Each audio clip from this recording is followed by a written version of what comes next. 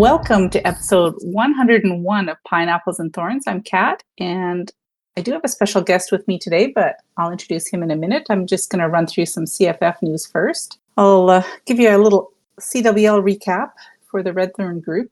RedThorn and the Rated and Sons of Guns all spun at the same time, hoping to match. Of course, it didn't work. It was a good week, though. RedThorn stayed in Champs 2. The Rated stayed in Champs 2, and Shiny Gemeralds demoted to Masters 1, which is okay for them because they can run bigger wars this coming month. Crystal Warrior promoted to Masters 2, and Kent Greenhouse stayed in Crystal 2. So it was a good week.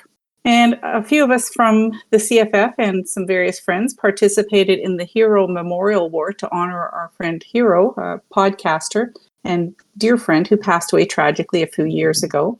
We spun a 50 and matched pretty fast against a solid clan. And unfortunately, we lost that war, 150 to 112. But the community came together to support mental health issues, and it was a very worthwhile cause. So that was time well spent. Now I'd like to introduce my guest.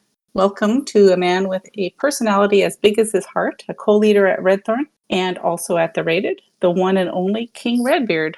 Welcome. Well, thank you. Appreciate you having me, Meowster. And hello to all the clashers out there. Glad to have you here. Why don't you give us a brief clash history for yourself? When and why did you start playing? How many accounts and different town hall levels do you currently play? Well, I started playing, I want to say it was around November of 2013. I guess shortly after they launched it on the Android platform. I dove in and discovered it randomly through one of my coworkers. But yeah, jumped in and that was that. The rest is history, I guess. But I do have two accounts that I deal with. I mean, I have some little placeholders, but only two that I play actively, and that's King Redbeard and Scallywag. One being 17 and one being 16. Nice. So why don't you tell us, where did the names King Redbeard and Scallywag originate? Oh, I've always had a fascination with pirates, so Scallywag just seemed. And when he was initially created, he was from the era that's long past, where you had what I refer to as kind of war monkeys that would have no defense and all offense. Oh, yeah. And once that no longer became viable, it took me forever to slowly work him back up from the hole that I had dug. But he's finally getting there. King Redbeard has been, I do have a red beard. So that's been an alter ego for a long time. And I amuse myself by attaching it to all the silly things like, your grocery store accounts and your pet food store places where they give me your phone number, and then they pull up your name, and it always amuses me. And they're like, King Redbeard? I'm like, that's me. That's my name. That's your real name? Yeah, that's my real name. Yeah. Yes. I got lucky. Scally is pretty OP, I must say. We'll talk about him a bit later. What army comps are you currently using on those two accounts? I've mirrored. I used to run separate and go back and forth, but they're both running Quack now that Scally's up to 16 and can do it effectively. And the Quack attack being the kind of a Yeti Quake spam, for lack of a better term, which has been very effective. Actually feel like I'm kind of hitting a wall on that now as Town Hall 17 progresses. It's becoming a bit more difficult to be consistent with it, I guess. Right. Yeah, that'll only make sense as the defenses catch up. It should be a little bit more difficult to run the Town Hall 16 comps, right? It should be, and I haven't used the new Electro Boots. I've been weaning myself away from it, but I think I need to go ahead and join the collective. I typically try to stay off meta. I typically only use meta when I really, really have to. I kind of like to beat to my own drum and do my own thing. But it seems like right now, with the way things are progressing in 17, I almost have to join the masses to keep up. Yeah, I was trying to stay away from using them as well, but everybody talked me into trying the RC Spirit Walk thing. So you kind of have to use the Electro Boots on that. What pets and equipment are you using on each hero? Well, on the Barber King, I use the Phoenix with Spiky, Ball, and Vamp Stash. Archer Queen is Frosty with the Giant Arrow and Healer Puppet. The Warden I run Diggy with. Then with Fireball and Eternal Tome. And then the RC with the Fox, like most. And still using the Hogs and the Haste. Right. At the moment. So you mentioned that you've been playing since roughly 2013. Why do you think, after all these years, that not just you but other long-term players keep playing this game? You'd think after all this time, people would get bored with it. Well, a couple things, I guess. I think the most prevalent answer that we kind of hear everybody go to is, and it's true, is the people and the relationships that you develop while you're playing. It's hard, you surround yourself with good people and you want to maintain those relationships. So more than anything, that's it. But I'm competitive by nature as well, so I can't discount the fact that I'm just competitive in general, and I want to continue to progress. You know, it's always something new to try, right? That's right. So looking back at all the various town hall levels, do you have a favorite? I think going back to the age of innocence is where I really liked it. We'll say like Town Hall 9 through 11 range. I think you were able to be a lot more creative with the armies, less pressure. There was always a meta, but the days of the big bat attacks on Town Hall 11 and even in the early 9 and 10s when I used to call it hog foo, the surgical hog attacks and, Yes. and all of that was, it was a different era, but very enjoyable. I currently don't have a town hall in that jurisdiction, so to speak, which is a bummer, but I don't know if I'd want to. That's a long uphill climb.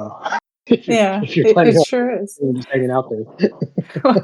I've recently taken on the challenge of I had 3 max Town Hall 9s, and so I thought, well, there's one that is my favorite, Apocalypse Meow.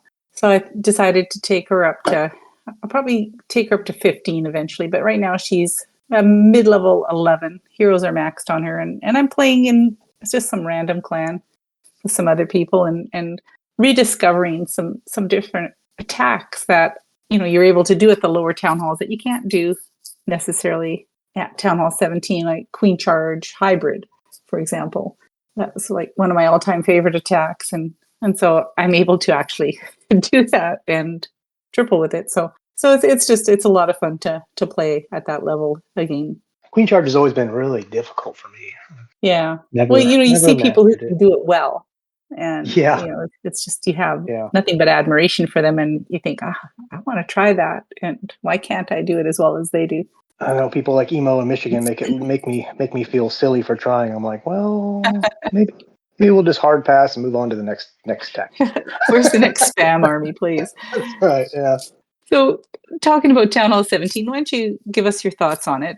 Do you like what they've done so far? And what do you like the most and what do you like the least? I like the fact that the town hall bomb and poison is gone. I think that's the thing I like the most and the thing I like the least. To be honest, it's certainly a big change. It felt Mhm. really really silly easy when it first started, and I guess rationalizing that you were really just attacking Town Hall 16s that didn't have an eagle to begin with, so it felt exceptionally easy. And as things have Mhm. progressed and people have caught up, I definitely see it getting harder and harder. And then they kind of threw the wrench in there with the electro boots, and now we're kind of back to the masses all doing the same thing, which seems like it takes away a little bit of their master plan of forcing people to off meta and making them create new things, which obviously they quickly did when that equipment was launched. But it seems like that's all I see now, is everybody using the same attack or a variation of the same attack. Mhm. Yeah, I know they always say their goal is to, like you say, force people to be a little bit more creative, make the attacks a little more complex, but it just never seems to happen. People find something that works and everybody leaps on it. So they did introduce a new hero, a fifth hero, the Minion Prince. What do you think about it? Have you used it at all? I haven't used him in real attacks. I've played around with him, just because I'm set to mostly a ground attack, and I see people using him with the ground attack as well. So that doesn't really excuse me from not using him per se. Mine is max level, and I probably should at least give him a whirl, but I have not done so yet. He's obviously very powerful. I love him on defense for sure. Hmm. He's definitely a huge pain in the rear in regards to that, especially when you're attacking with a ground army and you don't have a whole lot of troops that can deal with him. So I have to be very careful and kind of plan when I'm going to meet him and who's going to meet him. Definitely, yeah. If you just have all your ground focused troops, going around his area there and you don't have something like a queen or the RC to look after him. Yes, if He'll the queen just walks the other way away from him, then he can quickly derail attack completely. exactly. So along with a new hero, there's going to be eventually more equipment coming in. What do you think Supercell could do to improve the ore situation? Seems like most folks are stuck on the glowy and the starry ore. How do you think they can improve the ore economy to allow folks just to get a more reasonable amount of both of those? I mean, they could really easily up the reward level for the wars, just so people actually collect more. It Hmm. feels a little minuscule right now, to where we're forced to do ore wars during CWL, and even that's not really stocking the coffers as fast as people would like. I think the ore mine would be nice. It doesn't even have to be that much, but just having some kind of passive way to collect stuff. I mean, your gem mine doesn't exactly make you rich on gems, but you know what? It's something, and it Yeah. eventually adds up. And something simple like that could be an easy solution. I like the events, the small little events that have little perks. So if they could add more of just the small little easy events, nothing major like the release of the equipment and all that kind of stuff, but just little things to distract us that provide us a small amount Yeah. of ore would be nice. Yeah. I always thought that they should revamp the whole clan games situation. Nothing really changes in the rewards. Like it's always the same Yeah. rewards over and over again. Why not add some aura in there to sort of get people excited about clan games again? Most people are kind of over it. What do you For think those of about us that that? are Yeah, for those of us that are max, it's kind of a moot point, right? Hmm. Like I forget they're even going on sometimes, but because King has no use for it, and my ore's all maxed out, all my equipment's maxed, so Yeah. Scally for that matter as well. But I'm kind of the anomaly when it comes to that kind of stuff as well, so I can't really No, but I think talk on most that. people are getting pretty close to max, at this point for what they've given us. But even like if they added some stuff to the gold pass, it would probably, maybe prod a few more people to buy that gold pass. I would agree. It would certainly spark their interest to where it justifies spending a small amount to actually have that go your way. And they Mm, offer the sales in the shops, and I am one that does typically take advantage of that. If I'm low, I will pony up $5 or yeah. $10 to restock, especially if I know there's equipment coming soon, even if I don't know what it is. Just Yeah, because that's for sure. I'm a completionist, so I'm always Hmm. going to equipment that I don't use. I'm still going to max because I want everything. I want options, right? Everybody likes options. It's that fear of missing out, right? It's, well, if I don't have it and all of a sudden this becomes really OP meta, then I'm going to need it. And yeah, And, it's nice to have that option. Well, what if I want to use this particular piece of equipment? and you saw that with the Quake boots, and you saw that with lots of the other. Even Fireball started off, people were Hmm. like, and then all of a sudden Fireball is in the meta, and Quake boots are now kind of in a lot of metas Hmm. on the various attacks, where it was very situational for me on the Quake boots. I didn't have much use for them. I did run them for quite a while just to play with them, but Yeah, I never found it being triggering when I really needed it to trigger. So it I didn't do have like a the earthquake perfect boots. synergy. Yeah, Yeah, no, they're nice. They are nice, yeah. and they pair well with spiky and everything. But you have to. It's still situational. You have to really. Mhm. It doesn't always necessarily go off right when you want it to go off, or you don't want it. You try to save it because like I need him to get over there. Well, And I do the especially when same the thing with king's on the Fireball. outside of the base somewhere, wandering around, and you kind Yes, of need the inside opened up. It would be nice if the queen had the earthquake boots because she's always the one in the middle shooting at walls. I So, agree. looking back at Town Hall 16, because I do want to talk about that a little bit. We had Town Hall 15, which was extremely difficult for many players, and then Town Hall 16 blew in, and it was amazing. Like a lot of us who had been really struggling just fell in love with the whole Root Rider Valk attack, and I mean, yeah, to be honest, it was way broken, but it was a lot of fun for the longest time. What do you And then think were their thought process? Do you think it was just a giant experiment for them and we should all just forget Town Hall 16 ever happened? And what, if I anything, could they have done better? I think it was a very reactive moment for them instead of being proactive. I don't think they needed to open up the can of worms quite that much. I think Mm, it got away from them pretty quickly, and then they looked very silly. They looked very foolish after they started with one nerf and then another nerf and then another nerf, and then then the druids came out, and then the nerfs didn't matter because then you compare the druids with the root riders, and then there was another nerf. And then they nerfed again, and then it just went onward and onward. So it was the whole thing was a very reactive town hall, the whole thing, and which is frustrating when people start to find their groove and they're enjoying themselves again, and then you take their candy away, and people get upset, and the timing that they did everything. I'm sure you recall it was right before CWO. It was just horrible. Yeah. There was no forethought there. That was a horrible plan, and really hung a lot of people out to dry. Yeah, and this is something that, I've kind of been harping on for a while, is the lack of communication from Clash of Clans in general. I know with Darian leaving, they were kind of left scrambling to put some new community managers in place. And I know there's a learning curve there for everybody, but it just seemed the company as a whole didn't seem to know what it was doing. And you think after all these years that they would be better at it, but I know Marco recently stated on X that the Clash team was trying to improve their communication with the player base. Have you noticed any improvements recently?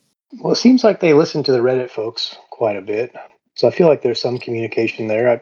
I feel like that they do listen, but I don't feel like that they really take it for what it's worth. They have their own vision, and I think they're sticking to their guns versus maybe relying more on the community input. They can certainly do a better job. I do feel like there is some communication. I mean, there certainly is. If it's gotten better, I don't. Better than it was in 16, I would say. Yeah. Of late. I know we all want them to succeed because we want the game to be around for another 10, 12 years, right? Like we're all still enjoying it. We want to keep going. We want to play with our friends. I think that there's lots of room for them to open up communication with the player base in general, like not just through Reddit. I know that's sort of like a nice way to funnel communication in, but they've gotten a lot from the community over the years. Like if you look back at the community leagues, CWL grew out of that. They've taken a lot of ideas from the player base, and a lot of the old competitive players in those old community leagues have gone on to become their esport pro players. So, personally, I would like to see them opening the lines of communication a bit more. What's the best way to do that? You think like a town hall forum where it's actually open, real life discussion versus just, I think that would be very helpful.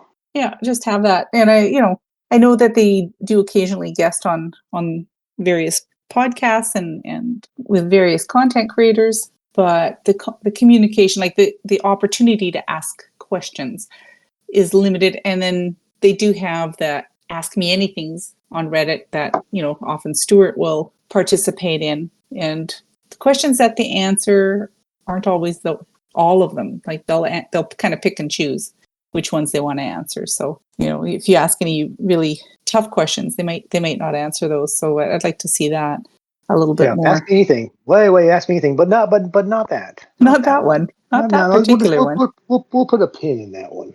Exactly. And, just recently, Ferry was a guest on Judo Sloth's special interview video. It was called Answers. Did you watch it? I did watch it. It was nice to see one of those. Like, it was a nice in-depth interview. Do you have any comments or takeaways from that interview? It was chock full of interesting information. I felt like he was bumbling a lot and kind of all over the place. I felt like he was trying to convince himself more than answer the question of why they did certain things, which maybe he needed for himself. I don't know, but he didn't seem like he really had it all together on that. And I don't know how those interviews work, if there's no knowledge going into them, or if they have at least an idea of what judo was going to be asking. But it felt like that he needed some convincing himself. Do you think it's part of it is these guys are relatively new to playing the game? Like they don't have a lot of years of experience. Like I think Ferry is at Town Hall 12. I'm not sure about the other guys. So that experience with the game itself is not there. They're learning. You're right. I got the impression that he was extremely nervous and unsure about a lot of things. I feel like he was being protective as well because he has his vision, which I'm sure, obviously is the vision of Supercell as a whole, but that the questions were pretty specific on, what are we going to do now, or what's happening right now. It's Town Hall 17. It's still, I mean, it's been out for a while, but it's still fairly new, and obviously they're going to be releasing additional items that go along with it, and additional upgrades, probably on more of the defenses. Now, so I felt like he was being very protective of answering, but not unveiling what's to come. And I think he was really battling with that internally on, well, he really wanted to answer this and say this thing, but he couldn't because Right. it's not available yet, right? So Exactly. Well, I know there's a couple of things that I jotted down that I noticed that he had mentioned is a lot of people were not happy with the merging of the eagle into the town hall. They're looking at putting out some kind of a memorial decoration that people can probably purchase, but they have to be careful because they don't want it to look exactly like the eagle defense, because then somebody might put that decoration on their base and people would think it was an actual eagle artillery. So that was interesting. I found that humorous, but it does make sense, right? You could Yeah, really bamboozle somebody that that's would not be paying pretty attention. funny. Yeah. I could see someone doing it for sure. Oh, absolutely. With the addition of the fifth hero, the Minion Prince, they talked a little bit about the reasoning behind that, and apparently they wanted an actual flying hero that was dedicated as air only. It seems kind of a weak reason, but whatever. And it does sound like they're open to adding more heroes as time goes on. Do you think that's a good or bad idea? I don't think it's horrible. It's nice to. I mean, we have so many options on hero equipment that it's nice to be able to have options on heroes, right? To Mm-hmm. like any attack, you want to fine tune, make it your own, and tweak this and tweak that. And I think that's a nice option, as long as the hero is not so OP that everybody only uses that one, which is what I found that happened when the RC came out, that, everybody, it became evident that if you wanted to progress or succeed in the game, you needed to have the RC, and Yeah. quickly became the most powerful, if not one of the most powerful heroes in the game. So it's no longer situational, so to speak. At that point in the game, you had, they weren't making you choose. You could use them all, right? Right. So it's interesting now that we have the opportunity to put some on the bench and mix in other heroes that we might feel suit certain attacks better. Which it's obvious, if you're using air, you're going to be using the minion prince. But Mm-hmm. kind of going back to what Wes spoke on earlier, I haven't tried him with the ground, but I see people doing it with root riders and everything else, and quite effectively. So Yeah. Yeah. I also have not yet used him. I don't do air on my 17, so I might just have to try it out and see what it's like. Yeah, I've been working on his equipment and stuff and getting close to. I'm stuck on Stario, of course, so it's going to be a like while. the Yeah. rest of the world, Yeah. Starry's definitely. People always say it's the pink stuff that's was that the glowy? The Yeah. glowy that's the kink in the food chain. That's never been that way for me. It's always the Starry that's It's always the the story issue. for me. Yeah. Yeah. And I know one other thing that Ferry mentioned was that he did admit that the frequency of release of epic equipment was way too much at first. So it's actually really good that they've scaled that back. And apparently they will be cycling all that epic equipment through the shop eventually. So people, if they missed something, you'll be able to pick it up in the shop. And As they another, should. yeah, there should be opportunities for sure. And I apparently mean, there will be other ways to get them as well, not just through the events or shop, but he didn't have details on that yet. So not really sure how they'll do that. Maybe, I don't know. well, you could get it in some of those chests that they did for a while, which I thought those were fun. The little Yeah, treasure chests. I would like to see more of those. Those I keep think they need things. a bit of a rework though, because I was always just getting things like gold or Yeah, elixir, me too. occasional resource potion, some stuff for builder base, which I don't Bunch of need. stuff I have no use for. Yeah, and then I'd look and I'd see, for example, on Twitter or X or whatever it's called, someone posting, "Oh, I got this on this account and that on this scenery and this hero skin." And I'm like, wait a minute, I have like 8 accounts and I'm not getting any of that on any of them. So yeah, I'd like to see. I did enjoy the whole chest reward thing, and I'd like to see that again. But I think make it a little bit more rewarding for people. Yeah, it became a permanent thing in the Clash Royale. I don't know if the chests were patterned after the Clash Royale movement, or Hmm. Clash Royale was patterned after the Clash of Clans chest, but really became a permanent feature in Clash Royale, to where you have your little mystery boxes or whatnot. Oh, yes. Spin open and Yes, I do still play that. yeah, me too. Yeah. So looking at Town Hall 17, is there, and I know we'll delve into this a little bit more in depth later on in the show, but is there one thing that you would hope to see as it progresses this year? In 17, Yeah. better balance, really. Mm-hmm. Yeah. I think that's all anybody really wants, is just it to be balanced across the board, and to not favor a certain attack versus another, to where it's, Yeah. make the struggle equal. How about that? I like that. I like that. All right, let's look at a few things here. The January theme was Fire and Ice. Some really nice aesthetics as far as the hero skins. I really, personally, I really liked the fire skins. Do you like the theme? And did you buy any of the scenery or skins? I do like it. I haven't bought them yet. I'm sure that I will, at least on one of my accounts. King. Mm-hmm. When I say that, I mean King. He'll get them all here eventually. I haven't, other than the freebie, I haven't ponied up, but I will. I do. Like, it goes back to my completionist nature. I try to have all my skins, but I typically won't use my skins until I have all of them. I'm not a, hey, let's put it on random kind of guy. No, I want my sets. I want everybody to match. Well, yeah. Hey, we gotta coordinate.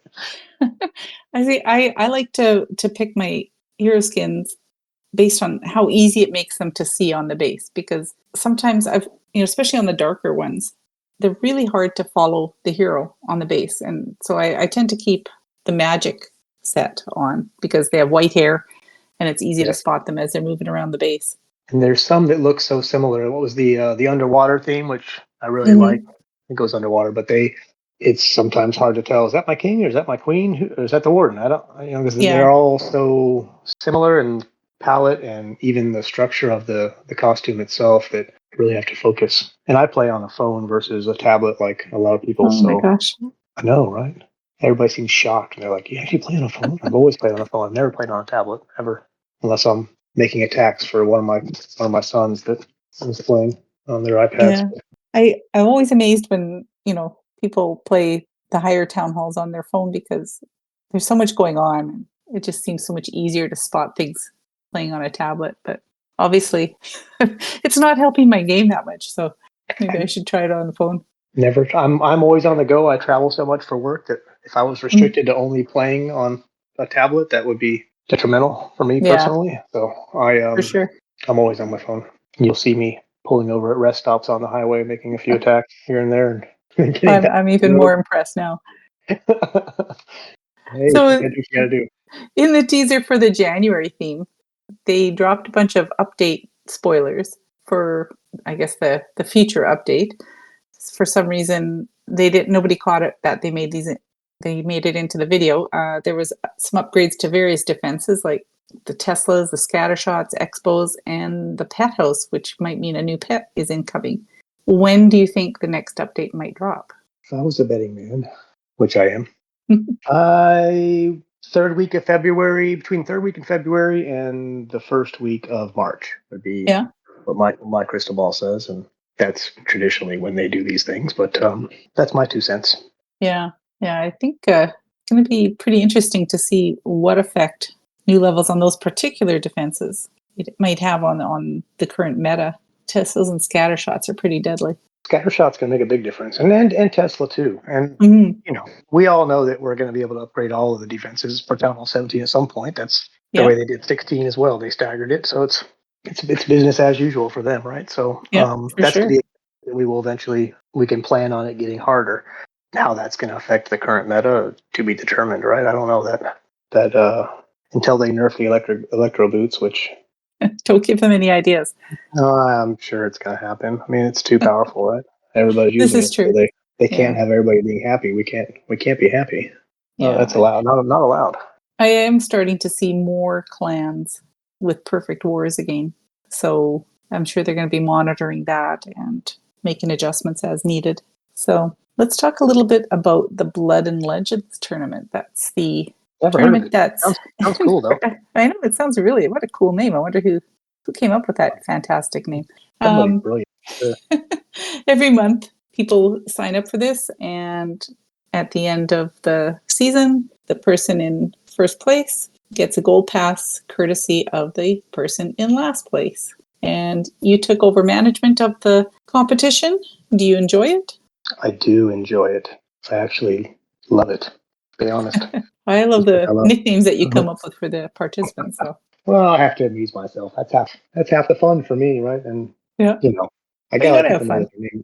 what their name really should have been. So just trying to Too help bad, out, do too my bad they part. don't have to like take that name that you give them and change it in game.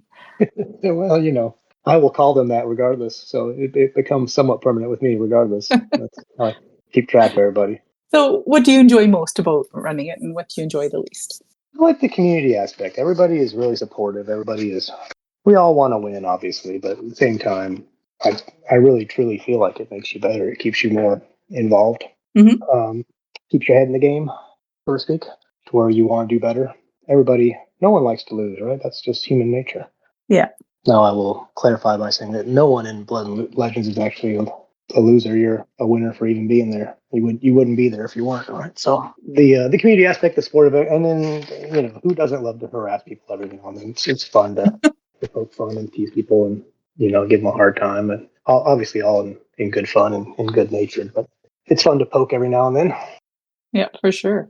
Scallywag is the keeper of the Cone Award, and it's a lot of work for you to track the participants. I know that.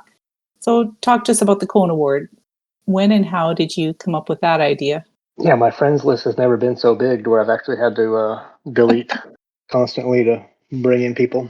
The Cone of Shame, when I took over, I was obviously playing with King in it prior, and Scally was up and coming, and I would always compare what he was doing to other people, and found quickly that he was actually doing better than a lot of people in Blood and Legends, and so that amused me, and that became one of my side projects on how many people can I beat with Scally. So when I took over, it seemed natural to integrate him. He couldn't really be a true participant because I didn't want him to have to pay every month, was my initial thought. But then that's never happened so far. So, but, Yeah. um, I thought last month that I would finally get away from that Cone Award and beat him. And because I had like one of my best months ever. And sure enough, I actually lost and had to buy the gold pass for the winner. there's usually one person or one or two that forget, or they just get busy. They sign up and then they forget, or again they get busy, and life happens, right? Like to all of us, Hmm.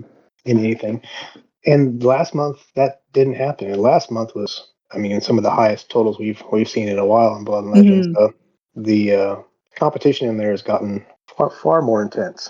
Yes. And the people in there they're all heavy hitters. there's, there's there's no free passes anymore. It's all you're earning what you get for sure. Um, Definitely. Yeah. and a lot of people take it really really seriously, to where it's Hmm. But the whole Scally thing, again, it keeps people, same thing. It's motivation. No one wants to get the Cone of Shame. Everybody, it amuses me, but at the same time, and there's no diplomatic immunity. Scally's given me a cone once. That'll never happen again. Ever. I hope. I, it is really fun. And I see, people doing side bets each month. Like Darth Yoda has lost several bets. Once to Yes, it Fuzzy and has. once to Duck. And, And once to us as well. yeah, yeah. Don't, So, don't forget that one. We never collected on that, by the way. We should get back at him on that. yeah, yeah. Do you have any plans to spice it up any further? Like, any secret plans that you like Well, to if they were divulge? secret plans, they wouldn't be secret, would they? This is true. I do have some ideas. I haven't integrated any of that. Life's been pretty busy for me, honestly, kind of lately, and I haven't been as on top of updates. Which coincidentally is the thing I hate most about Blood and Legends. People Mhm. constantly whining about, when is the update? Where am I at? I don't know where you're at. Look at the other people. You know who's participating. Make a list. Yeah, figure it out. But I do have my fancy little spreadsheet. It's not that difficult. It's just a matter of doing it, right? Like anything Yeah, in life. But finding the time. Yeah, yeah, exactly. It's I've got full time dad and work and everything else, so yeah, I try to keep it to where it still is just fun and doesn't become work, right? So that's yeah. a delicate balance. So, talking about Legends League, do you think that they need to add a hard mode to Legends League, like above a certain trophy level or something? I do. I think whether they make it optional or not, I mean, Legends League doesn't necessarily feel like Legends League anymore. It's all rinse and repeat, which I like. Mhm. And it's still one of my favorite things about the game. I like the competition and pushing myself on Legend Leagues. How high can I get? And I've never finished a season over 6K, which I've been over 6K lots of times, but never finished a season over 6K. So that's on a personal notice what I'm trying to accomplish. But it's become difficult. I'm not gonna lie, it's Mhm. hard. It's hard when you get up. Once you get past that 5,500 plateau, things get real. Your lower legends is not really a big deal. If you're in 5,000 to 5,400 range or even 5,500 range, that's pretty normal, pretty easy to Mhm. maintain. You can still make progress once I feel like you cross that 55 to 5,600. The people you match against, people that are attacking you, are a different breed. Yeah. Well, it Um, becomes a point where, if you don't triple, you fail. Yeah. you're gonna lose cups. Yes. And that's going back to me kind of hitting the wall with my current attack. That's kind of where I'm at. I feel like last season I didn't have that problem and I finished at 59 somehow. I was up there pretty good. Didn't quite make my 6,000 cutoff that I really wanted, but I was close. Mhm. I don't know if that's going to happen this season. It feels like people have caught up. Defenses have caught up enough now to where it's definitely harder and you just get clobbered up there. And once you get Yeah. past that marker. So that's what I think you said, maybe at a certain level you kick in or you opt to kick in. I don't know if they would still call it Legend Leagues or if it would be some other Platinum cool League or name. something. I don't know. Yeah, I mean, the different variation of it, right? Yeah. And that's where the pros can go, right? So we don't have to deal with, because that's the other issue is you get to a certain plateau and you have, people like Itsu and all the other Mhm. super heavy, not just heavy hitters, but the crushing blow people. Yeah. They're the The ones that super have skilled to, people, yeah. yes, the beyond tryhards, just people that have skills that I don't have, and people that can attack like Chadwick the Impaler, like good old Chadalicious. He was Mhm. in that class for me where you could here's a phone book, a pencil, and 2 spoons. What are you gonna do? And he would 3-star you, and I'd be like, oh crap. Okay, well, what are we Yeah. gonna do now? Yeah, for sure. All right. Let's dive into some questions from the audience because I have a little bit of a list here. Wimmy wants to know, what are your thoughts on the new fire spitter defenses? The good old Hakatua. Yes, the Hakatua defense. I thought it was not wasn't impressed with it at first, and that has quickly changed. That thing Mhm. will, once you get that thing maxed, and mine is fully supercharged and fully maxed, obviously, it will absolutely shred you when you position them well, especially if you have them next to like a rage tower or something to amplify it even further. It will totally ruin your day. So I definitely, the first thing I do is check the radius of the minion prints on defense. I hope they don't have it on defense if they've forgotten or aren't that smart, but most people are these days. I check his radius on where he's going to be, and then I check the direction on the spitters to see what side I want to come from, and hope that Right. everything lines up. But I have found that they'll even shred the Yetis and heroes and everything else. They're very annoying. They've always been annoying, but now they're really annoying that they're more powerful. Yeah, I agree. I think at first I thought they were kind of laughable, but you're right. It's when you're coming in and they're wailing away on you, it's your attack can Yeah. go south really fast. Yeah, especially if they have ice golems, and if your attack's delayed or Hmm. you get caught up in the tornado trap or the ice golems are delayed and those things are just wailing on you the whole time, you'll quickly not have an army. It won't matter anymore. Exactly. Ace asks, as a co-leader, how do you deal with troublesome clanmates or people on Discord that, for example, tag you constantly? Hmm. We have troublesome clanmates? I don't know. We're blessed in the Clash Files family and RedThorn that I don't classify Mhm. anybody as troublesome. Back in the old days when I was running clans, you would see people getting booted a lot and you Mhm. know people being silly, but I feel like we're all adults and we all treat each other with respect, and there's always a person constant tagging. I guess I don't know. It seems Like me. occasionally. Well, yeah, but you're just normally for a reason, right? Typically not just for fun or to mess with people. True. Occasionally we like to mess with people, but I don't see that being an issue, to be honest. Not in where I'm currently at it in Red Thorn and in the Clash Files. It's a very good environment, respectful, and Mhm. everybody's Adults. cool, and so good job. Excellent. Fuzzy has a question. Surprise. Shocking. He wants to know, will you be taking Scallywag to 17? Yeah, I get asked that a lot. Well, he wouldn't be a very good keeper of the cone if he was 17, right? This is And true. that's what's most important to me. I know he wants another, heavy hitter 17 for the rated, and I don't blame him. I get it. He's very competitive, as are most of us. Mhm. No current plans to take him to 17. Sorry, I will be Fuzzy. honest though, it's getting harder for him to compete in as a 16, always Yeah. attacking in Legend, always attacking 17s. I did pretty good last season when everybody was still in the upgrade process, but it's really kind of come to a head these last 2 weeks. I've really, maybe even like the last week, I've seen a dramatic change to where I was even questioning, to where asking myself, was there some kind of like stealth nerf that I didn't see? Did I miss something?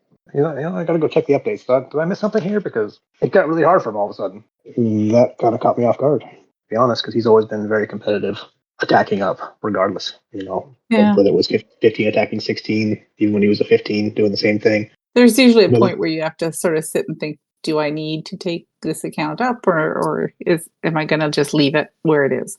I think the first person to change armies is going to be Scally. If somebody's going to venture into the new Electro boot realm and mess with the meta, he'll do it before King does it. He's always my guinea pig, right? He tries stuff out. He was the first one when Spiky Ball came out. He got it immediately and maxed it within an hour, and quickly determined that thing was the coolest thing ever. And then I transitioned on King afterwards. But he's my guinea pig, right? He's the one that Yeah. I'm competitive with him, but I'm not. If I'm going to miss attack in Legend League, it's not going to be King's attack. It's going to be Scally's attack. I'll sacrifice him for the good of the kingdom. Obviously, Excellent. clearly. All right. Kronkosaurus from RedThorn wants to know, who has won and lost the Blood and Legends tournament the most, and have you ever had a tie for first or last? No one actually loses. Again, there's no losers in Blood and Legends. Just to reiterate that. Somebody might have a bigger bill than another person, but there's no losers. Who's won the most? You know what? We haven't had a lot of repeat. The only repeat winners we've had, Chadwick the Impaler. Chadalicious was dominating for a while. He was the guy to Yeah. beat until he retired and decided that some of us could actually compete and win. But he dominated for a while. Losers, we haven't had a lot of repeat losers either, or people that are, we'll just say last place. We don't have to say loser. There are people that have more cones than others, but Me. no. They shall not be named to protect the innocent. I'm pretty proud of that cone award. So. You and Maddie B have quite a few cones. That's fine. You're both excellent attackers. You're just busy. Thank you. Thank you very much. Okay. Finn wants to know, what kind of collaboration would we like to see in the future, a la the Haaland event? Can be fiction or nonfiction. Let your imagination run wild. Personally, no, because I'm a self-proclaimed fantasy geek, super geek. I would love to see like a Lord of the Rings or something of that nature, or something, like that. But anything could be cool. I mean, even, whether it be sci-fi universe, or to me, I like it to parallel the game, right? So Yeah. the soccer guy, the spiky ball was really cool. I'm really happy the spiky ball came out of that, but I'm not going to run around with a Holland King kicking a soccer ball. That doesn't fit the motif that I like personally. Right. So I really liked the most recent, the big super high dollar scenery, the dragon, whatever it was. Oh, right, that legendary scenery. Yes, that was gorgeous. Yeah, and the heroes that went with night. That's the one I still use, and I still use those heroes because I was an old school D&D guy. Tabletop RPG kind of guy, and so that really kind of hit a sweet spot for me. I thought that was really cool. So something more like that, but maybe tailored to Lord of the Rings or Game of Thrones or whatever. Just something. We already have a Game of Thrones Barbarian King. I feel like that the one you get in the with the CWL medals, the big king. He's the Golem King. Yeah, no, not the Gollum King, but he's an all armor. He reminds me of the Hound from Game of Thrones. Oh, right. I feel like he was definitely patterned after the Hound. But yeah. I think there's lots of opportunities for them to explore that a lot more than they have. So looking forward to seeing hopefully something in the future. Star Wars would be cool. Marvel will be cool. It's just really what can they do Yeah. licensing wise? What would it cost them to really do something like that? Yeah, I Seems like think the it'd be return on their investment would definitely pay for itself. Fuzzy wants to perhaps. know if you had a friend visiting, what restaurant would you select and what dish would you recommend for them to try? Oh, what restaurant? Well, I live in Texas, so people that come here, they typically want barbecue or Mexican food, right? So Hmm. there's a really good barbecue place near my house that's award winning, and I would probably start with that. And the barbecue prime rib on Sunday mornings is Sunday morning. pretty pretty amazing. Yeah, you got to get there in the morning. If you want to actually get a piece of it, you better not show up after 2 p.m. or there ain't gonna be any Wow. left. But it's amazing, and I mean everything there is good. The ribs and all your standard barbecue, but that's something that I classify as not normal, having prime rib at a barbecue place. Mm. But it's exceptional. And order the Mexican food. I've got a really nice place that it's actually an old Victorian mansion on top of a hill, and they've converted it into a restaurant. And it's kind of posh, if you will, but more authentic interior Mexican food, and it's exceptional as well. That sounds good. I'm hungry now. Cool Rick wants to know, what troop do you think would make the best mother or father in game? And what about the best uncle or aunt? Mother or father? Well, I'm partial to my redheads, so I would say, I would definitely take the Valk as my wife anyway. I don't know about the mother, but the old sit and spin. But I'm going to say the Uncle Bowler, Ah, I think, just because he can prop you up on the shoulder, and you know, yeah, it'd be fun. It'd be fun to play he, with. he looks kind of fun. Maybe the healer could be the aunt. She just keep healing the kid as they fall down and hurt Very, themselves. she'd be a good mother too. Very nurturing, right? Exactly. Elle wants to know, do you have a funniest moment that you can recall in Clash of Clans? Funniest moment. An everyday funny. Kind of a daily thing, right? I mean, we're always having fun. That's what makes it so enjoyable. Yeah. I've had lots of saddest moments, but I don't know about funniest. So the funniest all blend together because we're always having fun. But there's some sad moments that definitely stick with me. That Yeah. Yeah. where you've lost clanmates, and Definitely. um, Yeah. Unfortunately, there's too many of those. yes, I mean not just loses in they retire, but loses in they've lost their life. Hmm. Yeah. It's happened several times to me, and it's never easy. No, I hear you. It's happened a few times with me as well. Yeah. Funniest moments, I think, is just, when you're having a good time with your friends, I look back at the old days of Global and hanging out in Norsk. Those were always lots of fun and had lots of laughs with people. And when you're having a good time with your friends, that's always fun. So Global was great, and the whole banana thing that goes on with the Clash Files. I don't know who started that banana thing, but that cracks me up. yeah, it's I know pretty BT is a pretty big. funny to see. I know BT is a big participant of that. The old banana gangster. It's probably the instigator. All right, one more question from Coroncosaurus. If you were on a 12-hour road trip, which you often are, what one band would you listen to? It's easy. Grateful Dead, of course. Yeah, Absolutely. Always. absolutely. Never a bad time. Total mix of music. They have stuff from fast Excellent. stuff to slow stuff to drive fast to relax and contemplate. I mean, it's just my vibe. I Yeah, dig it. I'm a awesome. deadhead, so that's an easy answer for me. All right. What about Now, you? me? Oh Yeah. gosh. Um, if it was a Don't say your road trip, famous don't it's say your famous probably Christmas song mix. well, if it was Christmas, yes. But if it was one band, and I know I will not say Nickelback because that's Stormy's vibe. Yeah, Um, we'll leave that to him. We don't want to steal his thunder. uh, I don't know. I probably want to listen to like maybe either Tool or just something that will sort of get you going. Maybe some Aussie. Look at you! I didn't know you were a metalhead. Maynard's always an excellent choice. I would personally prefer Pussifer to Tool on the variety. Yeah, yeah, Oh, I would put that in the it mix. I would make it a Maynard mix. Let's yeah. not pigeonhole to Tool. It could be It's the so hard to pick Pussifer just and one band, right? It's get that old mixtape out and throw it in, right? All right. No mixtape. Brendan gave us an idea here. You're showing your age now. Mixtapes, huh? Mixtapes. Oh, I'm Guardians of the right there with you. Galaxy. I'm right there with you. Brendan gave us an idea. He wants to know the top 5 ways that Supercell could improve Clash of Clans. So we'll do our top 5. So what's your number 5? My top 5. Just your number In no, 5. in no particular order. How about that? Oh, I'll we're going to go classify. 5. You're going to give me your 5, and then I'm going to tell you my 5, and then Oh, we'll 2 do armies. number 4. We'll count it down. I So want just give 2 me armies. one right now. 2 armies. I want to be able to pick an army based on whatever I'm looking at. Yeah, I like that. My number 5 is an oldie but a goodie, editing tools for the clan description and clan mails. So I don't have to retype the whole thing. That's so annoying. I agree. What's your number 4? Let's do clan castle troops. Being able to quickly edit those like we do in Builder Base. Not that anybody plays Builder Base, but you know what I mean. To change them out based on the siege. If you're looking at a base and you decide, hey, I think I'm going to blimp this, but I really don't want this crap in my CC to do that, or I want to change to a siege barrack. But this is a horrible, that would be, it's not my 2 armies, but it's an easy way to initiate or start that trend, if you will, that might be a little more doable for them. Yeah, I've never heard that one before. I like that.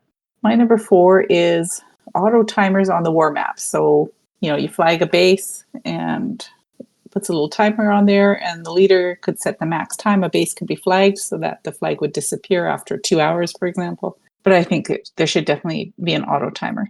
I like it. What's your number 3? But then how am I going to harass Lolly with never calling out my wartime? Well, this is true.